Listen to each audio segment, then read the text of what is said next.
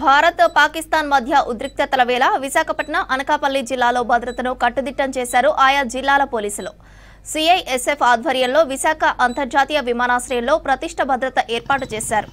ముందు జాగ్రత్తగా వాహనాలు తనిఖీ చేశారు పోలీసులు.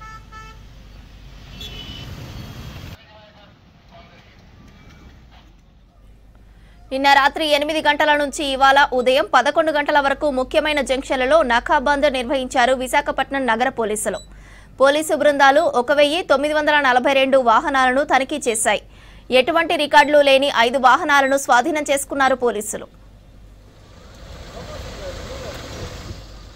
విశాఖపట్నం అనకాపల్లి జిల్లాల్లోని ముఖ్యమైన జంక్షన్లు, సున్నితమైన ప్రదేశాలు, ఐసోలేటెడ్ ప్రదేశాలలో భద్రతా సిబ్బంది క్షుణ్ణంగా వాహన తనిఖీలు నిర్వహించారు.